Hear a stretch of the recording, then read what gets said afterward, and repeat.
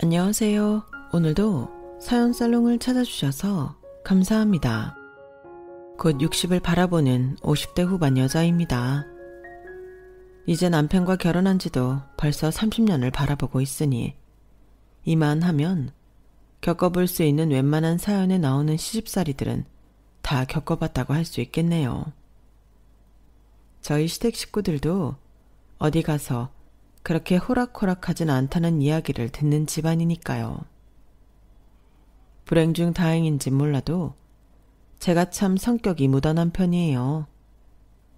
남편은 아무래도 어릴 때부터 천성이 예민한 시댁 식구들에게 시달리며 자라 본인도 예민한 구석이 있는데 웬만한 일에는 화도 잘 내지 않고 그러려니 넘어가는 무던한 저를 만나 욱하는 성격이 많이 가라앉았다고 하더라고요.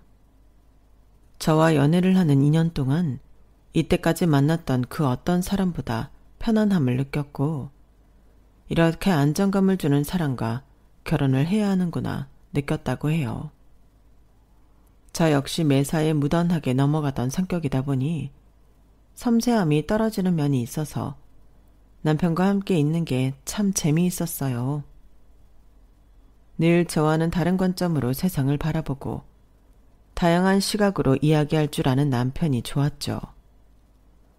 서로가 갖고 있는 단점을 보완해서 장점으로 만들 수 있는 관계라서 좋았던 것 같아요. 저도 결혼을 한다면 이렇게 서로 좋은 영향을 미칠 수 있는 관계가 좋다고 늘 막연하게 생각을 했었어요. 그럼에도 남편이 결혼을 하자고 이야기했을 땐 저도 모르게 망설여지는 부분들이 있었죠. 이렇게 말하면 배부른 소리라고 하실지도 모르겠지만 남편 집안이 꽤 잘 사는 집이었거든요. 시아버지께서 의료기업을 운영하셨고 시어머니께서도 사업가 집안에서 예쁨 받고 자라신 막내딸이라 결혼할 때 재산을 꽤 많이 받으셔서 경제적으로 굉장히 유복한 편에 속했어요.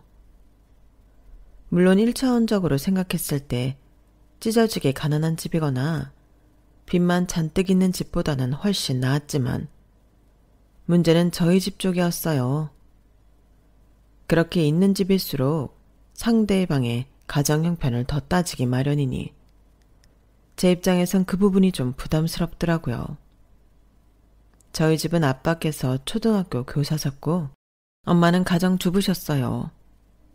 아버지 월급 외에는 별다른 수입이 없었는데 선생님 월급이야 예나 지금이나 많은 편은 아니다 보니 외동딸이었음에도 그렇게 여유 있게 크지는 못했어요. 그 부분에 관해 한 번도 컴플렉스가 있다고 생각해 본 적 없었는데 남편 쪽이 저희 집과 씀씀이도 분위기도 완전히 다르다 보니 저도 모르게 조금 주눅이 들기는 했던 모양이에요. 그래서 결혼 얘기에 기쁨도 잠시, 금방 5만 가지 걱정이 들었어요. 평소엔 무덤덤하고 감정 기복이 없는 사람이 눈에 띄게 어두운 얼굴로 말수가 적어지니 당연히 남편은 한 번에 눈치를 챘죠. 왜 그래? 무슨 걱정 있어? 아니, 걱정이라기보다는 혹시 우리 부모님 때문에 그래? 그런 건 아닌데. 아니긴 뭐가 아니야. 결혼 이야기 나온 후부터 얼굴에 근심 걱정이 가득한데. 부딪혀 보기도 전에 걱정만 하고 있는 제 모습이 제가 생각해도 좀 자존심 상해서 아닌 척 넘기려고 해도 눈치 빠른 남편은 그냥 넘기질 않더라고요. 그래서 사실대로 이야기를 했죠. 남편은 제 이야기를 듣고 한참 동안 고민하더니 겨우 입을 떼더라고요. 당신도 어차피 알게 될 건데 솔직히 말하는 게 나을 것 같아서 이야기할게. 우리 부모님이 좀 집안 형편이 괜찮은 여자를 원하는 건 맞기는 해. 전에 들어서 알겠지만 우리 재수 씨도 변호사잖아. 그런데도 집이 잘 살지 않는다는 이유로 처음에는 탐탁지 않게 여기시더라. 여자가 직업도 중요하지만 타고난 집안 배경이 받쳐줘야 남편 내조를 잘한다. 뭐 그렇게 생각을 하시더라고. 옛날부터 일하는 여자보다는 집안일 하는 여자를 좀 더 선호하시기도 했고, 어쨌든 결과적으로는 재수 씨랑도 지금은 잘 지내시니까 크게 걱정할 거 없어. 재수 씨가 본인이 번 돈으로 용돈 척척 갖다 드리니까 일하는 며느리도 나쁘진 않네 하면서 마음 여시더라고. 그건 그분이 변호사씩이나 되시니까 마음의 문을 연 거 아니야? 나는 뭣도 없는데 어떡해. 당신은 결혼하면 일 관두고 싶다며. 우리 그러기로 합의한 거 아니었어? 그랬지. 근데 당신 얘기 들으니까 나도 그냥 결혼하고도 일 쭉 해야 되나 싶네. 에이, 그런 게 어딨어. 나는 정말 괜찮다니까. 우리 둘이 같이 살 건데 나만 괜찮으면 됐지. 난 당신이 집안일 봐주는 것도 좋은데? 시부모님 입장에선 친정에서 보태주는 것도 하나 없는데 나는 일도 안 하고 가사 일만 한다고 하면 좋게 안 보이실 것 같은데? 게다가 재수 씨는 변호사라며. 그럼 더 그렇지. 이야기를 하다 보니 제가 얼마나 주눅이 들어있었는지 스스로 깨닫게 돼서 스스로도 좀 놀랍더라고요. 남편도 그런 제게 좀 놀랐는지 꼭 안더니 토닥여줬어요. 괜찮아. 우리 하던 대로 하고 살자. 결혼하는데 시댁 눈치 보지 말라는 게 현실감 없는 소린 건 알지만 당신은 당신만의 장점이 있잖아. 우리도 우리 나름대로 잘해드리려고 노력하다 보면 마음을 여실 거야. 꼭 재수 씨랑 방식이 똑같을 필요는 없어. 남편 말이 맞더라고요. 어차피 제가 여기서 일을 더 한다고 한들 직업 자체가 평범한 일반 직장인이었기 때문에 동서에 비해 더 잘난 것도 없는데 그걸로만 어필하기엔 역부족이겠더라고요. 저희는 연애 시절부터 둘 다 제가 직장을 관두고 가사 일을 맡는 쪽으로 이야기를 마친 후였어요. 그걸 시댁에 눈치 보인다는 이유만으로 굳이 뒤바꿀 필요는 없겠더라고요. 막상 결혼하려니 상황이 많이 비교되는 탓에 괜한 눈치를 보겠다고 무리한 마음을 먹을 뻔했죠. 남편이 제 정신을 잘 잡아준 덕분에 그렇게 갑자기 생각지도 못한 방향으로 인생이 흘러가는 건 막을 수 있었어요.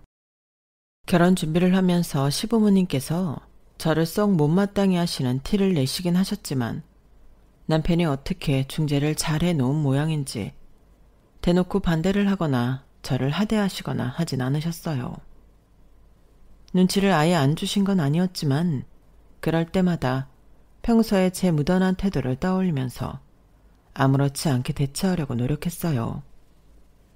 그런 노력이 빛을 발한 덕분인지 결혼까지는 별다른 큰 잡음 없이 무사히 식장에 손잡고 들어갈 수 있었죠. 하지만 모든 시댁 문제가 다 그렇듯 진짜 문제는 결혼한 후에 시작이 됐어요. 집에 인사를 드리러 갔을 때나 상견례를 할 때는 시부모님과 저희만 있었으니 그런 느낌을 전혀 못 받았던 건지 확실히 다 함께 만나는 첫 명절 때는 사뭇 분위기가 다르더라고요. 결혼식 때 말곤 제대로 인사드리는 건 처음이네요, 형님. 네, 동서 반가워요. 잘 부탁해요. 부탁은요. 제가 깍듯이 모셔야죠. 밖에서는 변호사니 뭐니 해도 어쨌든 시댁에서는 동서고 나이도 저보다 2살이 어려서 최대한 편하게 대하려고 했는데 동서는 일하기도 바쁜 명절에 위아래로 정장을 한 세트를 맞춰 입고 나 변호사요 하는 포스를 풀풀 풍기는데 아무리 노력해도 편하게 대하기가 힘들더라고요. 연애할 때 남편이 먼저 결혼한 동생이 있다고 할 때만 해도 별 생각 없었는데 막상 만나보니 뭔가 눈에 보이지 않는 서열도 존재하는 것 같다는 기분이 들었어요. 저는 의식하지 않으려고 해도 끊임없이 어머님께 제가 의식할 만한 말들을 하더라고요.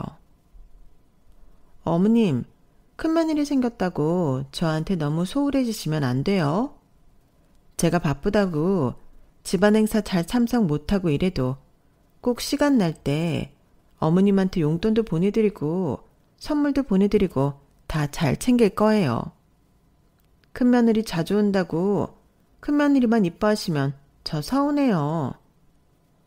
아, 얘는 무슨 말도 안 되는 소리라고 있어. 내가 우리 작은 며느리 변호사라고 동네방네 얼마나 소문을 내고 다니는데. 일 바쁜 것도 당연히 이해하지. 그럼 변호사가 바빠야지. 안 바쁘면 쓰나. 그런 쓸데없는 걱정 말고 일할 땐 일에 집중해. 아이, 그래도요. 어머님이랑 겨우 이렇게 정들고 친해졌는데 형님이 어머님 뺏어갈까봐 속상해요. 아까 얘기 들어보니까 형님은 집안일도 되게 잘하신다던데. 어머님 아버님도 아시겠지만 제가 집안일엔 영 소질이 없잖아요. 일하다 보면 집안일이 늘지를 않아서요. 근데 어머님이 원래 집안일 잘하는 며느리 원하셨잖아요. 그래서 걱정하는 거예요. 얘는 무슨 이렇게 잘 나가는 애가 애교까지 많어. 하여튼 너 같은 애를 며느리로 데려온 우리 장남이 대단하지. 내 아들이지만 가끔 무섭다니까. 어디서 이런 1등 신부감을 데리고 온 건지. 하여튼 넌 아무 걱정 말아라. 내가 처음에야 내조만 하는 참한 며느리 원했어도 요즘 얘기 들어보니 그게 아니더라. 요새는 여자도 능력이 좋아야 시집 잘 가고 좋은 거란다. 옛날 우리 때처럼 외버려 하는 남자는 별로 없다고 하더구나. 게다가 너 하는 일이 웬만한 남자 일보다 낫잖니? 좀 뒤늦게 알아서 미안하긴 하다만 우리도 지금은 너 같은 며느리 없다 생각하고 살고 있으니 투정 그만 부려도 된다. 네, 어머님. 역시 제 마음 알아주시는 건 어머님뿐이에요. 사랑해요. 모녀처럼 친근한 동서와 시어머니 사이에 끼어들 공간 같은 건 없어 보였어요. 안 그래도 어색하고 낯선 첫 명절에 저 빼고 다 친한 듯한 느낌을 받고 나니 겉으로는 애써 아무렇지 않은 척해도 속은 말이 아니더군요. 열심히 껴보려고 노력했지만 그럴 때마다 묘하게 벙어하는 듯한 동서 때문에 자꾸만 대화에서 튕겨져 나왔어요. 예를 들면 자꾸만 제가 모르는 시절 이야기를 하면서 웃는다든가 제가 무슨 이야기를 시작해보려고 하면 다른 질문을 하면서 화제를 전환하거나 했어요. 한두 번이야 저도 설마 일부러 그랬겠어? 란 생각에 다시 제 페이스를 찾아오려고 했지만 그게 몇 번 반복이 되니 아, 이거 일부러 그러는 거구나 싶더라고요. 솔직히 동서의 의도를 깨닫고 나니 더 이상 이 사이에 끼고 싶은 생각이 싹 사라졌지만 남편도 제 노력을 눈치챘는지 제가 대화에 낄 수 있게끔 옆에서 모르는 얘기들은 실시간으로 설명해주고 화제가 바뀌면 제 이야기를 마무리 짓고 넘어갈 수 있게끔 분위기를 주도해줬어요. 센스 있는 남편 덕분에 여러 번 빈정상할 수도 있었던 위기를 잘 넘어갔죠. 여보, 오늘 정말 고마웠어. 당신 아니었으면 나 진짜 속상했을 거야. 그런데 동서는 왜 그래? 원래 그런 성격이야? 그러게, 재수씨가 원래 그렇게까지 무리하는 성격은 아니었던 것 같은데 오늘따라 왜 그랬는지 모르겠어. 혹시 당신 견제하나? 견제? 나도 그런 느끼기는 했는데 날 왜 견제해? 내가 견제할 만한 사람도 아닌데. 당신이 왜 견제할 만한 사람이 아니야. 내가 말했잖아. 우리 부모님이 처음엔 그래도 나중엔 당신 좋아할 거라니까. 재수씨도 그걸 느꼈나 보다. 당신이 예쁨 독차지할까봐 불안한가 본데. 무슨 말도 안 돼. 오늘 보니까 어머님이랑 동서 둘 사이에는 절대 못 끼겠던데. 끼고 싶은 마음도 동서가 그렇게 나오니까 싹 사라지더라. 누가 뭐 어떻게 하나? 뭘 그렇게까지 해. 그냥 어머님이랑 동서랑 행복하라고 내버려 두고 싶더라. 너무 그렇게 생각하지 마, 여보. 나도 재수씨가 그런 쪽으로 질투가 있는 줄은 처음 알았네. 당신은 당신 방식대로 예쁨 받을 수 있을 거야. 무리하지 마. 알겠어. 뭐 기대는 안 하겠지만 나도 그냥 내 할 도리 하면서 어머님 아버님이랑 천천히 친해져야지. 그날은 그렇게 잘 넘어갔어요. 남편이 실시간으로 분위기 잘 체크해서 이끌어준 덕에 크게 기분 상하지 않은 채로 첫 명절이 지나갔죠. 하지만 그날의 신호탄으로 저를 향한 동서의 견제는 하루하루가 지날수록 더 심해져 갔어요. 하루는 명절에 음식을 한다고 모였는데 본인은 안 해봤다는 핑계로 하나하나 저한테 물어보더라고요. 시간이 별로 없는 상태에서 멀뚱멀뚱 서서 이건 어떻게 하냐, 저건 어떻게 하냐 묻는 동서 때문에 일을 알려주다 말고 결국엔 거의 제가 다 하게 됐어요. 그렇게 음식을 제가 다 했으면 치우는 거라도 적극적으로 나설 줄 알았는데 상 치우는 것부터 설거지까지 죄다 세워라 내워라 하는 모습을 보니 결국엔 설거지마저 제가 뺏어서 하게 되더라고요. 와, 형님, 일을 정말 잘하시네요. 음식할 때도 그렇고 어쩜 이렇게 손이 빠르세요? 뭐 맨날 하는 게 밥 먹고 설거지하는 건데 이 정도는 해야지. 느리게 한다고 더 깨끗해지는 것도 아닌데. 그쵸? 하긴 저는 맨날 식기세척기에 넣어버리니까 속도가 안 느는 것 같기는 하네요. 저도 형님처럼 집에서 자꾸 하는 버릇 좀 들였어야 됐는데 그러기 전에 식기세척기를 사버렸거든요. 처음엔 그것만 들여놔도 좀 수월하겠다 싶었는데 요새는 도저히 안 되겠다 싶어서 가사도우미 아주머니를 들였어요. 확실히 집에 집안일 돌봐주시는 분이 한 명은 있어야겠더라고요. 아주버님은 형님께 정말 잘해드려야 해요. 요즘은 가사도우미 분들 월급 드리려면 엄청 세요. 형님이 다른 데 가서 일하면 월급 많이 챙길 수 있는데 이렇게 공짜로 봐주시는 게 얼마나 고마운 건데요. 묘하게 저를 돌려가는 화법에 심기가 곧바로 불편해지더라고요. 한마디 하려는 순간 남편이 바로 치고 들어왔어요. 재수씨, 이 사람이 나랑 결혼했으니 가사 일을 해주는 거지. 밖에 가서 이런 일 할 일이 뭐가 있다고 그런 소리예요.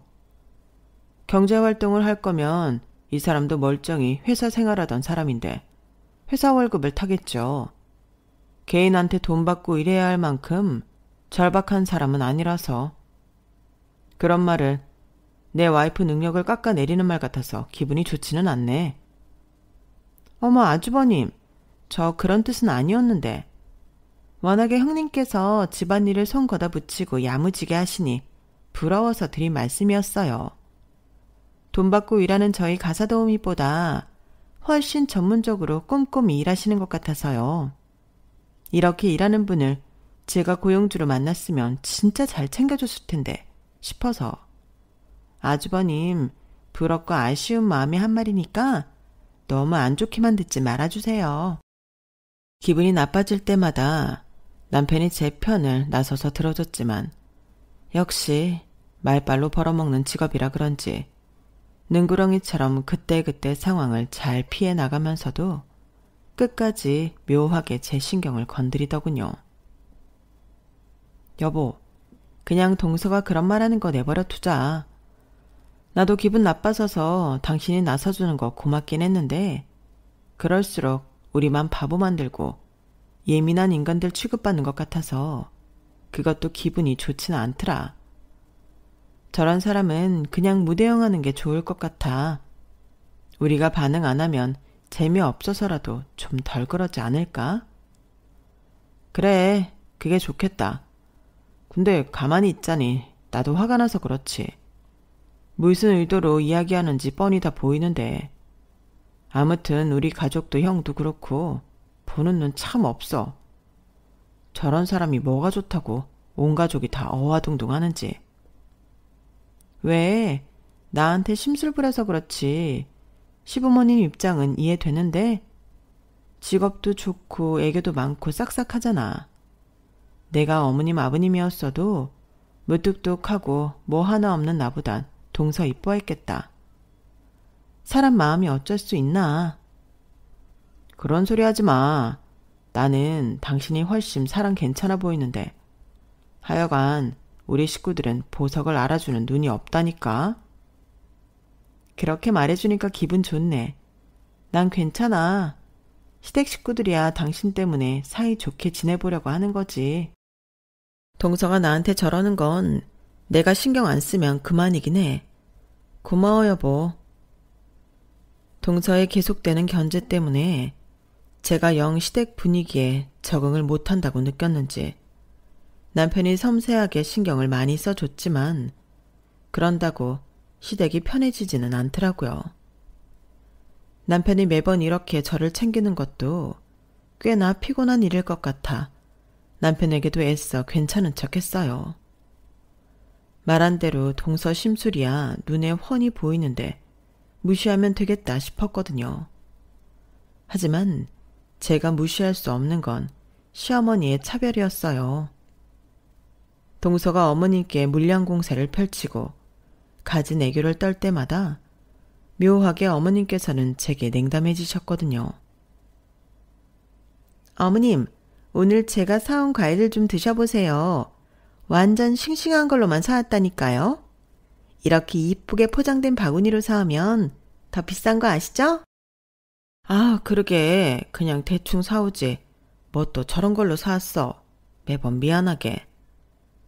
어머님, 아버님 좋은 걸로 드시라고 그랬죠. 그리고 어머님은 예쁜 거 좋아하시잖아요. 이왕 드시는 거 기분 좋게 드시라고요. 그래. 그럼 지금 다 같이 있을 때 좀 먹어보자. 큰애야, 작은 애가 갖고 온 과일 좀 꺼내서 깎아와봐라. 어머, 어머님, 제가 할게요. 제가 사온 건데 제가 깎아야죠. 됐다. 너 과일 깎는 것도 서툴면서 뭘 나서려고 해. 잘하는 사람 있으니 시키면 되지.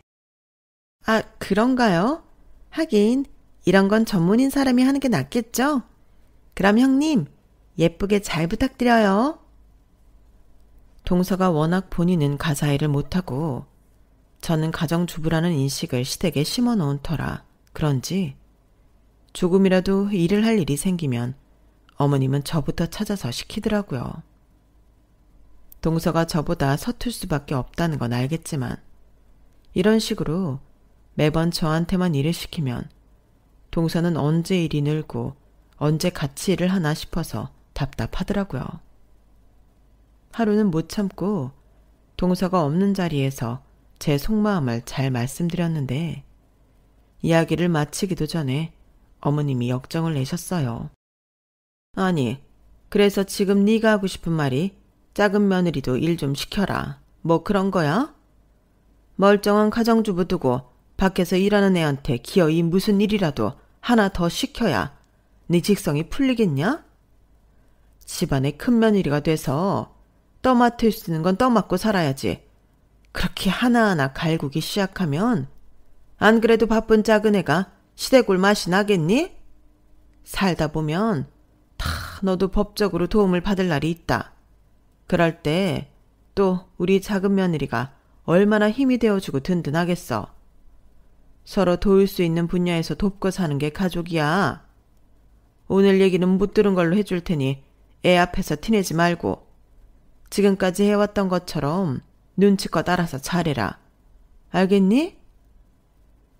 제가 무슨 어려운 부탁을 드린 것도 아니었고 그냥 간단한 가사일은 동서한테도 자꾸 시켜야 실력이 는다고 이야기한 것뿐인데 저렇게까지 역정을 내시니 저도 입이 도로 꾹 다물렸어요. 그냥 어머님께선 동서에게 일 시킬 생각이 전혀 없고 앞으로도 저한테만 시키겠구나 싶은 생각이 들더라고요. 많은 게 바뀌길 바라고 드린 말씀은 아니었지만 그래도 제가 고생하고 있다는 건 조금이라도 알아주셨으면 하는 마음에서 이야기한 건데 동서를 향한 맹목적인 지지를 보고 나니 의욕이 더 꺾였어요. 그냥 제 자아를 없애고 시키는 거나 묵묵히 하다가 와야겠다 싶더라고요. 하지만 그 일이 있고 나서 바뀐 게 하나 있어요. 아버님께서 제 편을 들어주기 시작한 거예요. 한 번은 저희 집이 동선회보다 늦게 도착한 적이 있었어요. 내려오는 길에 차가 하도 막혀서 오랜 귀성길에 남편도 저도 무척 지쳤어요. 새벽부터 집을 나서서 점심 식사도 거른 채 시댁에 도착했을 때 이미 시댁 식구들은 식사를 다 끝내고 거실에 모여 있었어요. 웬일을 동서가 혼자서 밥을 다 차리고 상을 치웠나 싶어 주방을 힐끗 봤는데 설마가 사람 잡는다고 싱크대는 물론이고 주방 한 구석에 다 먹고 쌓아놓은 접시들이 모여 있더군요. 그걸 보면서 속으로 욕을 하고 있는데 겉옷 벗고 짐 풀기도 전에 어머님께서 바로 뭘 시키시더라고요. 큰 며느라, 작은 애가 비싼 다과세트 사들고 왔으니 상 좀 내어보렴. 차도 한 잔 내오고. 네, 어머님. 아니, 내 어머님은 무슨 내 어머님이야. 짐 풀고 와서 여기 앉기나 해라. 여보, 당신은 무슨 이제 도착해서 아직 외투도 못 벗은 애한테 상을 내오라고 해요. 안 그래도 차 막힌다고 내려오느라 고생한 애들한테. 너희들 밥은 먹었냐? 못 먹었습니다. 거봐요. 작은 며느라, 여기 니네 형님이랑 아주버님 식사할 것 좀 챙겨드려라. 다과는 기다렸다가 얘들 다 먹으면 그때 먹어도 되잖아요. 뭐 급한 것도 아니고. 안 그러냐? 감사합니다, 아버지. 평소와는 달리 저희를 먼저 챙겨주는 아버님 모습에 남편도 놀랐는지 얼떨떨해 보이더라고요.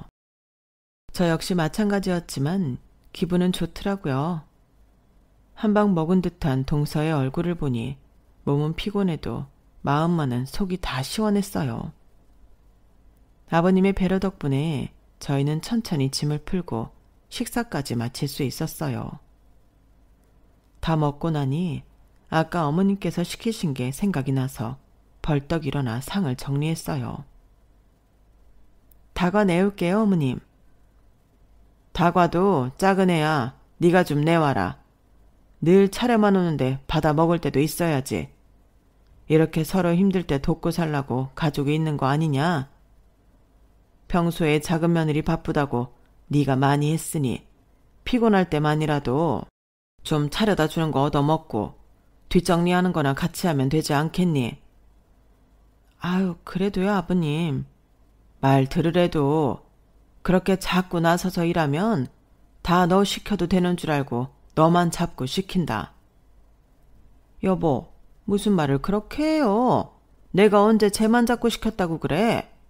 큰 며느리 없을 땐 작은 며느리가 우리 집 큰 며느리처럼 챙겼는데 집에 늦게 들어왔으니 이 정도는 해줄 수도 있는 거지. 맞아요, 아버님. 너무하세요. 그렇게 형님 편만 드시면 저도 서운해요. 서운은 무슨. 요즘이야 분위기가 많이 나아졌다지만 형님이면 너보다 어른이다. 어른. 어른이 먼 길을 고생해서 왔으면 안 시켜도 발벗고 나서서 살펴야 할 것을 그렇게 눈치 살살 보면서 형님이 하겠거니 떠넘기고 있어서야 되겠냐? 네? 그런 거 아니에요, 아버님. 여보, 당신이야말로 왜 생사람을 자꾸 그래요? 작은 애가 언제 그랬다고? 그야말로 처음 있는 일이었어요. 아버님께서 적극적으로 제 편을 들어주셔서 어머님과 말다툼까지 하실 판이라 제가 나서서 상황을 중재해야만 했죠. 전 괜찮아요, 아버님. 그래도 시댁에 일하러 내려온 거니까 먹은 거 얼른 치우고 올게요. 신경 써주셔서 감사해요. 남편에게 부모님 잘 중재하라고 눈치 주고 저는 주방으로 갔어요. 그런데 저희가 도착도 하기 전부터 쌓여있던 설거지들을 보니 저도 기분이 썩 좋진 않더라고요. 그래서 동서를 불렀죠. 동서, 같이 하자. 설거지 양이 좀 많네. 주방도 좁은데 같이 해요, 그걸? 저는 그렇게 좁은 공간에선 혼자 일하는 게 차라리 편하던데. 그래? 그럼 동서 혼자 설거지 할래? 네? 아니요. 무슨 말씀을 그렇게 하세요? 우리가 식사한 것보다 동서네가 도착해서 먹은 접시가 훨씬 많아 보여서. 내가 설거지 해주러 온 건 아니니까 원래 본인이 먹은 건 본인이 치우는 게 상식이잖아. 매번 내가 해주니까 동서가 잘 모르는 것 같네. 그런 의미에서 오늘은 동서가 먹은 건 동서가 좀 치워볼래? 그래야 동서도 이게 떠넘길 양이 아니었구나 알지? 형님까지 정말 왜 이러세요? 아버님이 편들어 주시니까 기세 등등해져서는. 전 그냥 형님이 하면 빨리 할 거, 제가 하면 시간 길어지니까 효율적으로 하려고 기다린 것 뿐이에요. 그래, 그럼 내가 오늘 빨리 하는 법 알려줄 테니까 얼른 고무장갑이나 껴봐. 말 같지도 않은 소리로 속을 긁는 동서에게 본때를 보여줘야겠다 싶어 좀 단호하게 나갔어요. 평소처럼 집에서 본인 편만 들어줬다면 절대로 제가 시키는 대로 고분고분 따르지 않았을 동서가 그날만큼은 아버님이 강경하게 제 편을 들어준 바람에 기세가 꺾였는지 불만이 가득한 얼굴로도 어떻게든 제 지시를 따르긴 하더군요. 그렇게 처음부터 끝까지 동서에게 일을 시키고 나니 뭔가 그동안 답답하게 막혀있던 게 뻥 뚫리는 느낌이 들었어요. 동서도 안 해봐서 그렇지 시키니까 잘하네.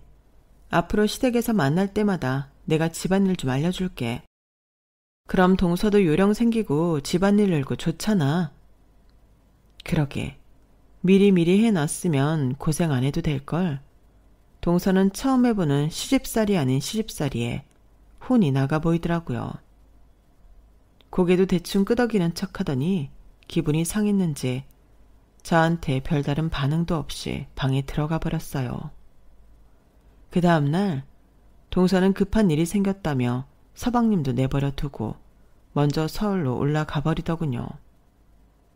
뭔가 쎄한 기분은 들었지만 그래도 사정이 있겠거니 싶어 잘 배웅해 줬는데 그날 이후부터 동서는 자존심이 상한 건지 저를 투명인간 취급하며 피하기 시작했어요. 니네 혹시 다퉜냐? 분위기가 왜 이래? 왜 이러긴? 정말 몰라서 물어요?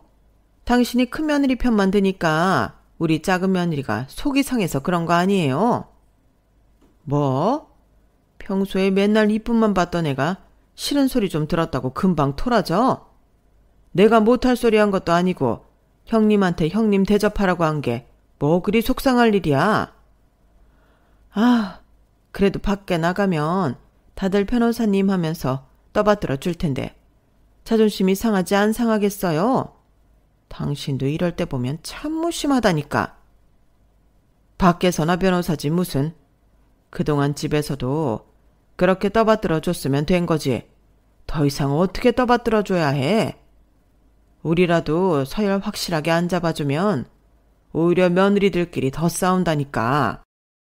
아버님께서 강경하게 나오시니 어머님께서도 더 이상 말씀을 못 하셨어요. 아버님 말씀대로 아버님이 그렇게 서열을 확실하게 짚어주시니 그 뒤로는 제가 감정 상할 일이 잘 없더라고요. 동서는 좀 상한 것 같았지만요. 그러던 어느 날이었어요.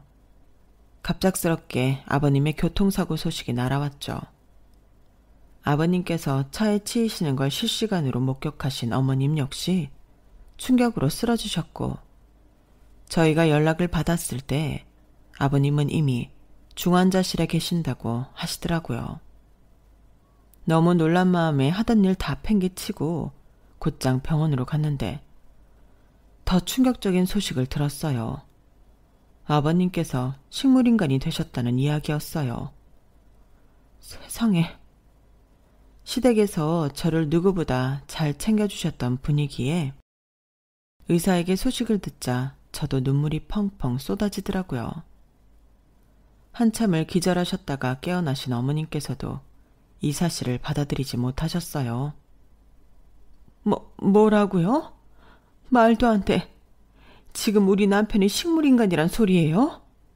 빨리 깨어나게 해봐요. 의사가 그것도 못해? 어머님, 진정하세요. 두 분께서 살아생전 사이 좋은 부부셨어서 더 마음이 아팠어요. 한바탕 눈물바다를 겪은 후 아버님을 어떻게 해야 할지 논의하게 됐어요. 아버님을 병원에 계속 입원시킨 채로 두느냐, 아니면 호흡기를 떼느냐 결정을 내려야 했죠. 저는 아버님과 정이 들기도 했고 혹시나 하는 희망 때문에 호흡기를 떼자고는 도저히 말을 못하겠더라고요. 그때 동서가 입을 먼저 열었어요.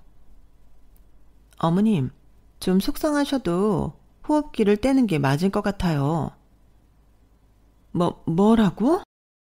아버님 계속 병원에 계시면 병원비도 병원비고 어머님도 계속 병원 들락거리면서 보살피셔야 하는데 그게 보통 일이 아니잖아요.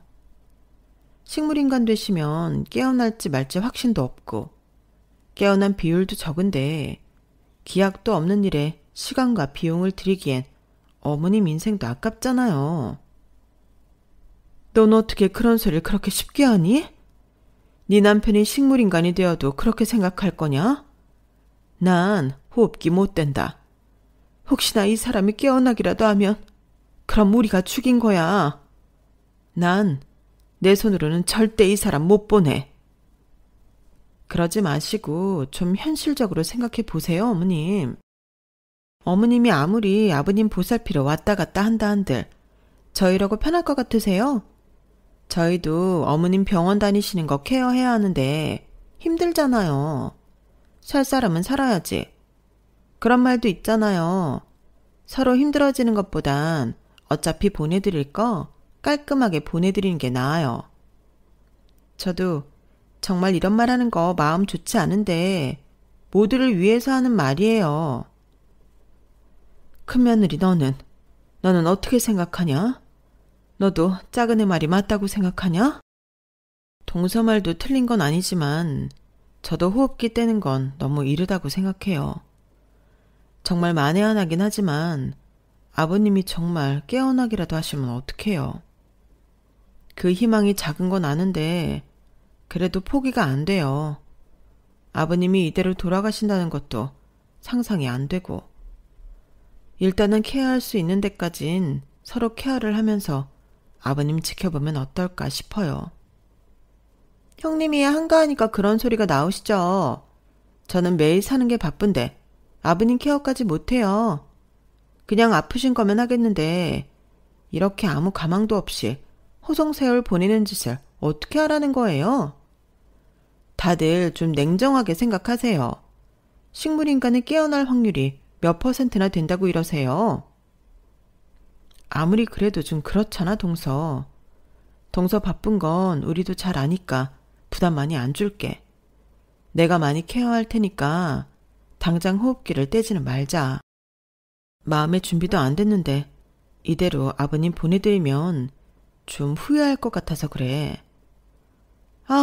그럼 마음대로 하세요. 저한테 부담 안 주신다면 저도 딱히 반대할 이유는 없죠 뭐. 그렇게 아버님은 시댁과 가까운 요양병원으로 옮겨주셨고 어머님은 오며 가며 아버님을 돌보셨어요. 처음 몇 달 동안은 거의 병원에서 사시듯 해서 저도 괜히 어머님 걱정도 들더라고요. 저희 남편이 갑자기 사고를 당해 식물인간이 됐다고 상상을 하니 가슴이 너무 미어지는 듯해서 혼자 남으신 어머님 심정이 어떨지 상상조차 안 됐어요. 그래서 일부러 시간을 내서 어머님을 더 신경 써드렸어요. 너무 아버님만 보고 계시면 우울하실 것 같아 한 번씩 찾아가서 같이 차도 마시고 드라이브도 시켜드리며 시간을 보냈죠. 큰며느라, 내가 너한테 잘해준 것도 없는데 이렇게까지 신경을 써주니 참 고맙고 미안하구나. 아니에요, 어머님. 지난 일엔 신경 쓰지 마세요. 아버님 이렇게 되시고 저도 괜히 어머님 혼자 계신 게 신경 쓰여서 그래요. 어떻게 못해준 너도 이렇게 나를 신경 써주는데 둘째 며느리는 소식 한 통 없을 수가 있니? 명절 때도 바쁘다고 오지도 않고. 아주 그냥 시애비가 살아있을 때 뭐라고 했다고 복수라도 하는 건지 원. 내 전화는 일부러 피하는 건지 이젠 받지도 않더라. 동서가 워낙 바쁘잖아요. 그래서 그런 걸 거예요. 그동안 변호사라고 바쁘다는 거 다 봐주고 했더니 이렇게 되어버리네. 네 시애비 말을 들었어야 됐는데 사람 일이라는 게 뭐 갑자기 이렇게 될 줄 알았나. 너무 그렇게 생각 마세요. 동서도 바쁜 일 정리되고 여유 생기면 올 거예요.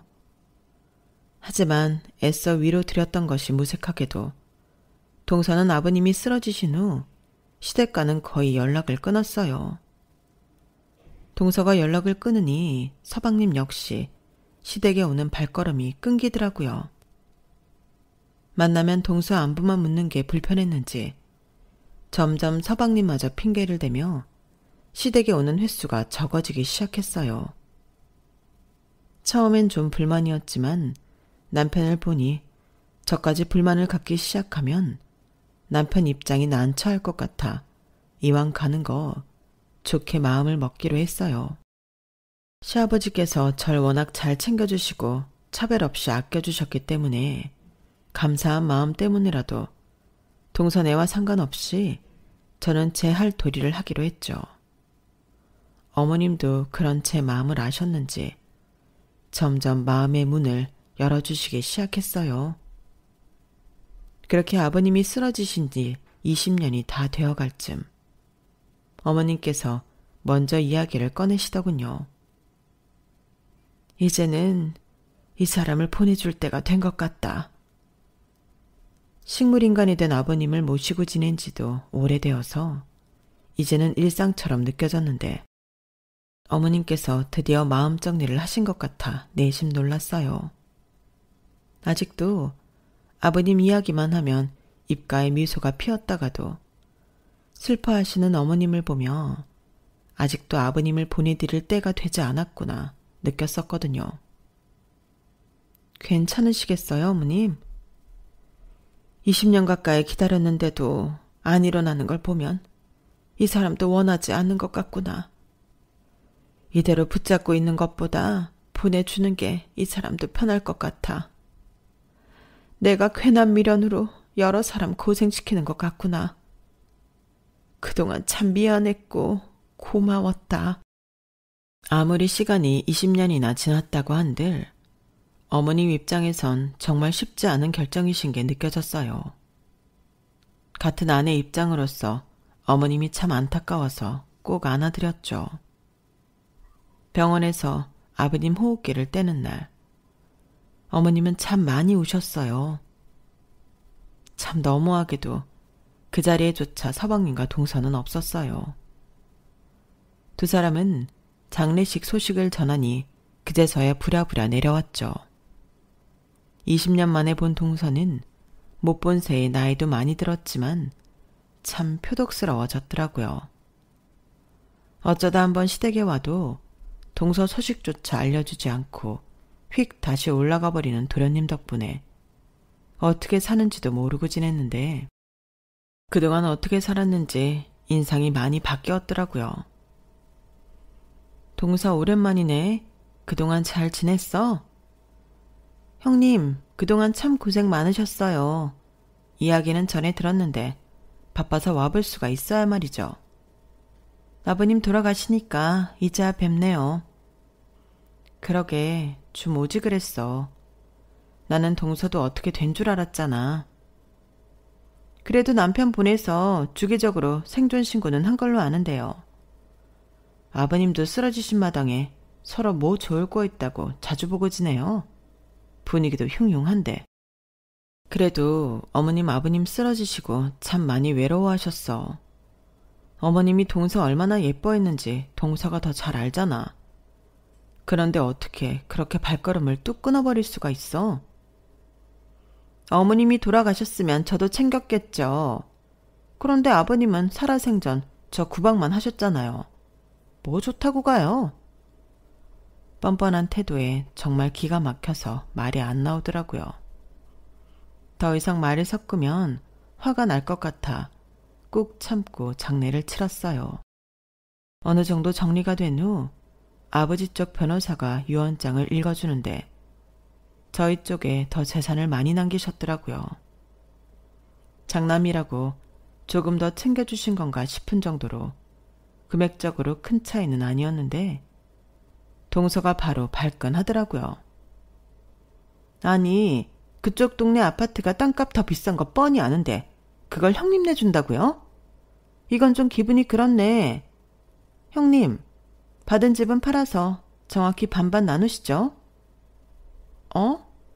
동서, 뭘 그렇게까지 해. 그건 형님이 더 받으셨으니까 할 수 있는 소리죠. 재산은 법적으로 똑같이 나눠야죠. 형님이 나누기 싫으면 제가 소송 걸어요. 어차피 소송 걸면 반반 나누게 되어 있어요. 법은 제가 더 잘 아는데 그냥 나누자고 할 때 나누시죠. 아니 동서, 내가 받아도 뭘 그렇게 더 받았다고 그래. 막말로 동서 아버님 쓰러졌을 때는 발걸음 뚝 끊어놓고 그 정도 받는 것만 해도 감지덕지 해야 맞는 거 아니야? 그건 그거고 이건 이거죠. 남편은 꼬박꼬박 보냈잖아요. 꼬박꼬박은 무슨, 하루도 안 있다가 집에 가버리는 사람인데. 저희 쪽으로 좀 더 온 재산에 발끈하며 소송이니 뭐니 난리를 치는 동서 때문에 저도 사람인지라 화가 났어요. 효도해야 할 때는 쏙 빠져있더니 재산 받을 때 나타나서는 반반으로 정확히 나누자고 난리를 치니 짜증이 확 나더라고요. 그런데 갑자기 장례식 내내 지쳐 누워 계시던 시어머니께서 일어나 동서의 뺨을 세게 때리셨어요. 어머님, 니네한테 줄 돈은 한 푼도 없다. 20년 만에 나타나서는 뭐? 재산을 반반해? 말 같지도 않은 소리 하고 있어. 유언장을 끝까지 읽기도 전에 이 난리를 치니 너는 진짜로 안 되겠구나. 이 변호사, 유언장 줘봐요. 시어머니께서는 유언장을 빼서 마지막 줄 읽게 했어요. 마지막 줄에는 아내가 살아있는 경우 모든 재산 분할권을 아내에게 위임한다는 내용이 적혀 있었어요. 그동안 콧배기도 안 보이다가 장례식장은 오길래 그래도 인간으로서 마지막 도리는 하러 왔구나 싶었는데 재산이나 탐내러 온 거였구나. 네가 인간이니? 애아버지 정정하고 자기 예뻐할 때는 입안에 혀처럼 굴더니 큰애 편 좀 들다가 쓰러져 버리니까 그렇게 모른 체를 해? 길 가던 사람이 쓰러져도 너처럼 모른 척하긴 힘들겠다.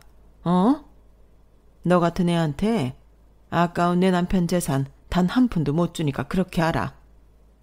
이 변호사, 마지막 조항에 따라서 재산 분할은 내가 다시 할게요. 작은 집 애들한텐 재산 한 푼도 못 줘요. 어머님, 잠시만요. 제 얘기 좀 들어보세요.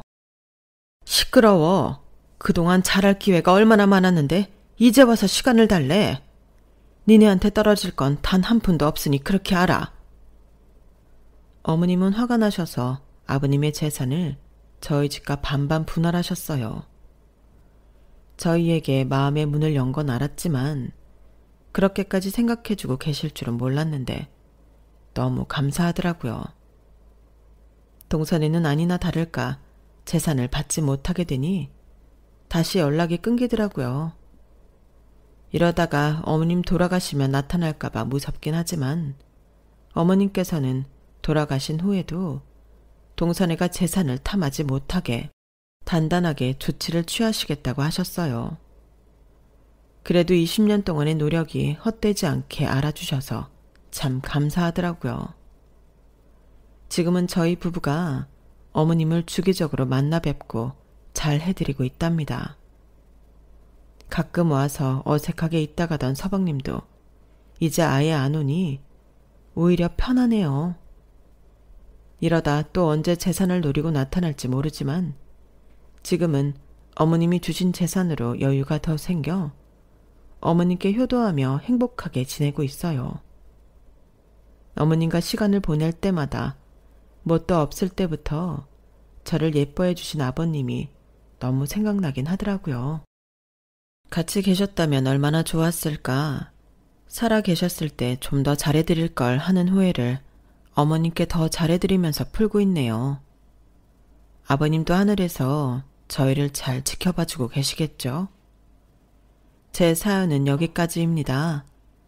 부모님들 건강하시고 즐겁게 사세요.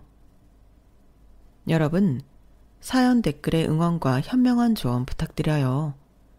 좋아요와 구독은 저에게 큰 힘이 됩니다. 오늘도 좋은 일 가득하세요.